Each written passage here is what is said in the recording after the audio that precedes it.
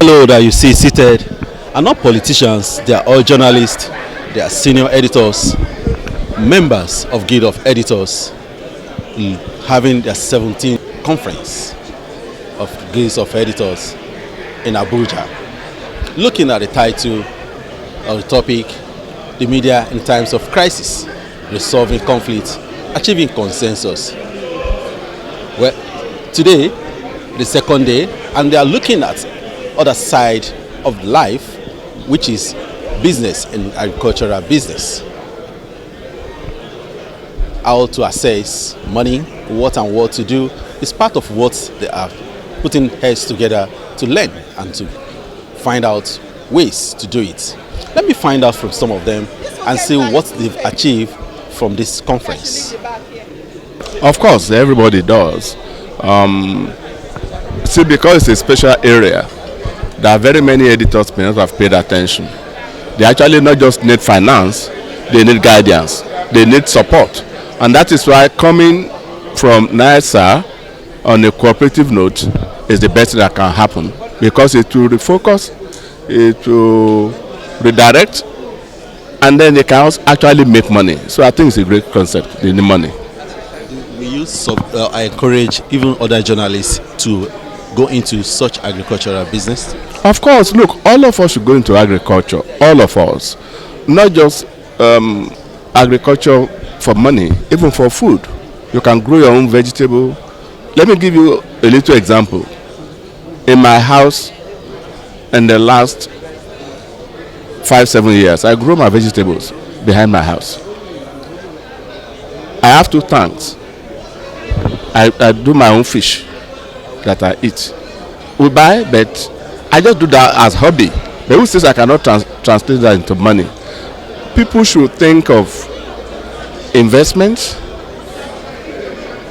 of alternative sources of funding and survival. So it is not just editors, all journalists, all of us should try our hands in agri-business, not just agriculture. Like it said, in culture, you really don't place value, money on it. But in business, you think profit. So I think it's a good thing. All journalists, everybody should be involved. So first of all, start with the theme of the presentation. Is how to support the Nigerian Guild of Editors to have alternative economic livelihoods beyond being editors in newspaper houses and other places. And it's a germane theme because at the end of the day, they might soon finish their bit and then life has to continue. So the whole idea is that we presented an alternative livelihood from the point of view of agriculture as a business, and to show that when they follow the NASL model, when they join NASL and create technical solutions, it will benefit the members and benefit the society, because they are an elite of the society. They are educated. It's easy to train them, it's easy to bank them, it's easy to risk manage them. So I think they are a very good team for us to cooperate with and establish live projects on the ground that can be an example to other members of society, for example civil servants and so on, to see what a guild, what a group of professionals can do. And we believe the agriculture agribusiness way is the way to go. It's good for the community, it's good for the society, it's good for the economy, and it makes money for the members. Talking about investing in agriculture, now let's link that to security. A lot of people say agriculture is being affected by the spread of insecurity in the country. Farmers are not able to go to their farm. What would be your take on this to investors that are worried? It takes a whole lot of cooperation from different segments of society to solve the security issue. The government is doing its best, both kinetically and non-kinetically, to resolve the issue. That does not mean that wherever it is secured, which is a larger percentage of the Nigerian farming area, we cannot produce optimally. If, for example, on a 100% basis, you have security issues in 1%, what stops us from optimizing production in about 90 to 97% of the spaces, which is really the key. When you blow the insecurity issue out of proportion, it will appear to outsiders as if the whole country is engulfed. But the thing is not true. There are areas here, specific areas with insecurity. We agree, we know, we try to avoid involvement in those areas. But a larger swath of the Nigerian farming landscape is available for production, and it doesn't have to be field crops alone. You can do poultry, you can do fishery, you can do field agriculture, you can do urban agriculture. Will this be open to journalists who might be interested too? So for today, it is the Nigerian Guild of Editors. What you will hope for is that let's establish a pilot project that works. Like I said, this pilot project we are going to do jointly with the Nigerian Guild of Editors is going to be an example to other professional bodies and to the larger society. Just pray that we work it out and we can demonstrate, not talk too much about it. Media practitioners build everybody. We help businesses thrive. We promote politicians. We help them to become known faces. We build brands.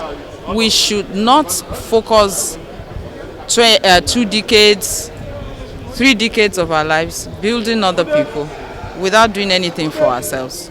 That was just my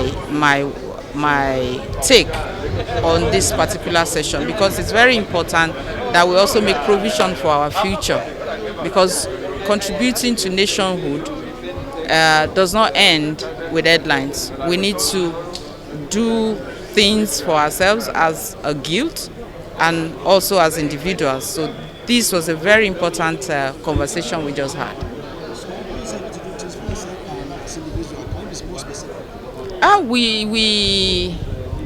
The agric-business thing is very important, because agric is important to everybody at one level or the other, whether you're a middleman or you're the person who is cultivating or you're the exporter.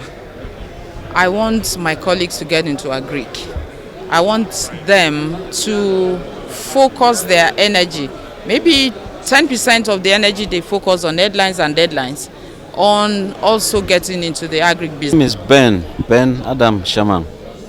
Yeah, it's worth it, because I would not say leaving journalism and going into agriculture. I work for a government medium called Voice of Nigeria, and when you look at the Nigerian constitution, they said when you work for government, it is legal for you to go into agriculture. So I combined the two. My friend, if you come to my house, you see my little fish pond there where I take care of fish. Unfortunately, going to my village, my little sugar cane, my little ginger farm, cows just swept everything. But I want to say that agric is it. Let people actually go into agriculture.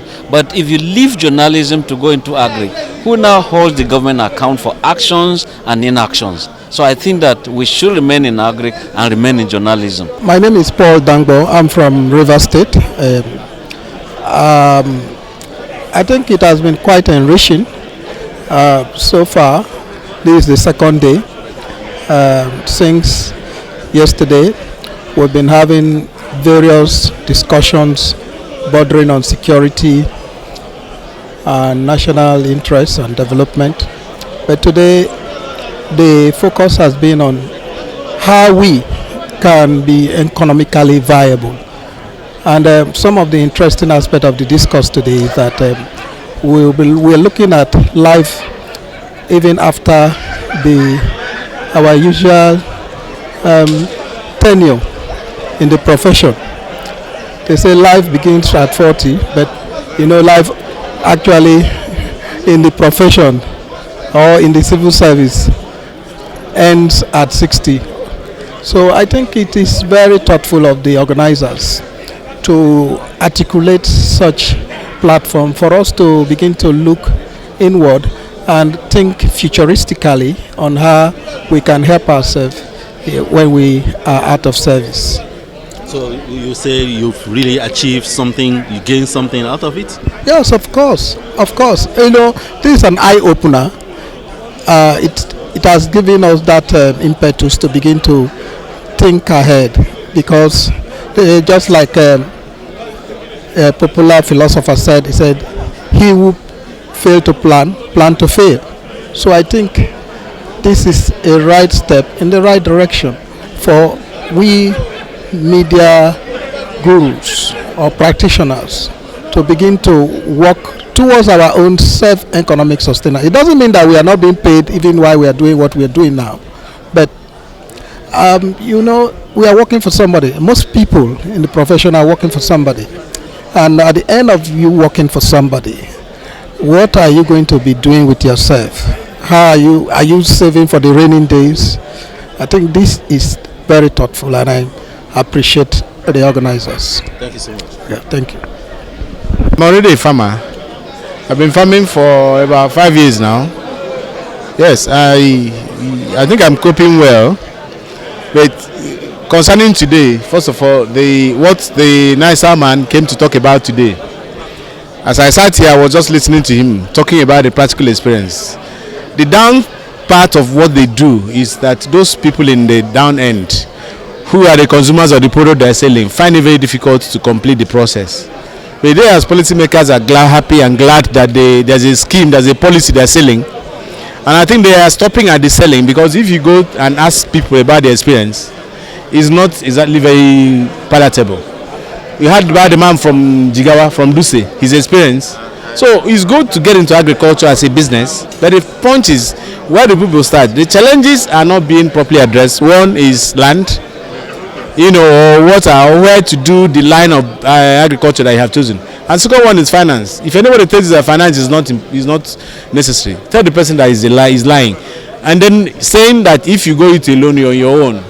How can people aggregate Nigerians to say we're setting up a farming business, with this thing that most of these have a longer gestation period? As we want to set up a plantation, and we aggregate and say we want to set up a plantation, and people are going to wait for that time. Look at the average age in this room is about 50 years. And some plantations will take about, like rubber and what have you, take that long to be able to mature. And is that what they are preaching? I thought it would be, let editors think about their retirement and start now to see what they can put on the ground. If they want to go into farming, this is the time to go about it. And finance is available if you complete the process. But the thing is about completing the process is very difficult. I can give you my own experience.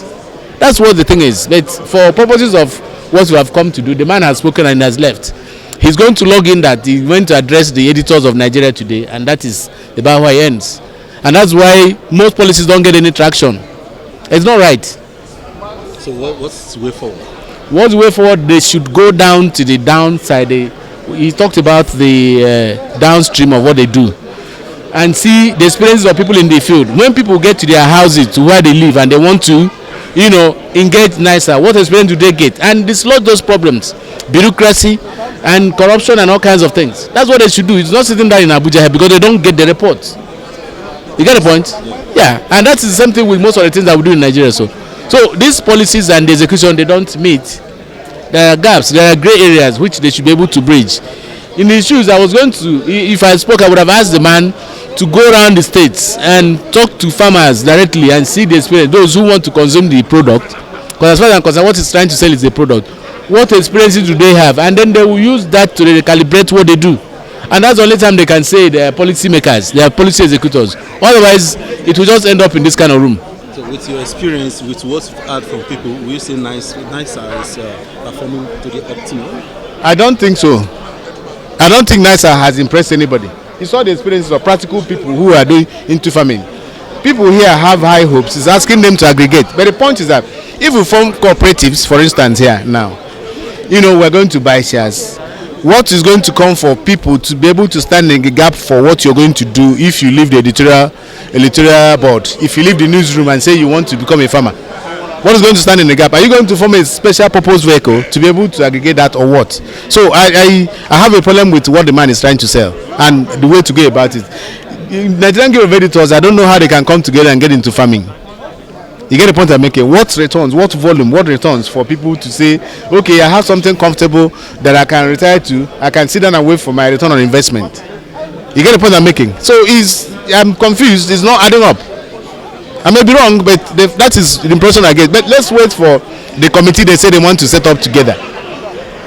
If what I think that man should have done, to say, for instance, those of you who want to go into fish farming, who want to go into poultry or so, you come, they will give you a loan as an individual. If I live in Calabar, for instance, and then I have to be part of what NG is going to do, and in Abuja, for instance, and people don't come there often, how is that going to, in this country? What I read in business is that partnerships hardly work in Nigeria.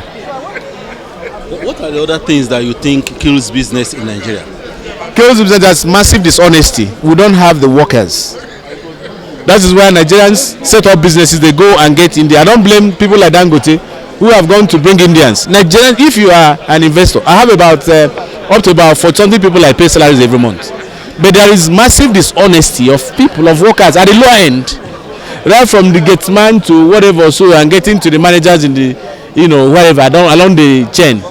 Do you understand? A second thing is, depending on your line of business, this issue of energy, power, for instance, is so high. So you find out that the cost of doing business is so high. If I want to get into haulage now, for instance, the roads are bad, lack of infrastructure, and you don't get credit. It's very important, because if I'm going to get into haulage, there's no way I have the money out of my pocket and I buy those high vehicles, all those big vehicles, to be transporting goods from Aba or from Port Harcourt to Kano, or from my pocket as an editor. Do you understand what I'm saying? So I need to necessarily apply to it and bring some collateral, and then if I can, and also find some institution that will provide the collateral for me, then I start. But if that funding is not provided, you can't start. You can't do anything. So people just walk around. Banks talk about 26% interest if you approach them directly and all that. If there is nothing available for businesses to thrive, you can't make nothing out of nothing. During the COVID lockdown in many countries, in UK, they gave businesses, the small scale businesses, about £50,000, government financing, so that they don't sack people, so that they can engineer their business. Particularly at that time, they were not doing any business, and that's why the economies are recovering. But in our own case, what they did was to continue to task, new taxes, federal revenue increase tax, NEPA increase tax, every single thing. Airlines increase tax, increase the fare, every single thing. So the environment is suffocating. So there are 1,001 things that keep businesses in Nigeria. You'll be lucky to escape. All right. Thank you so much. Your name again? Ezu Chubani. Bemiga Olamikon, GTV Africa.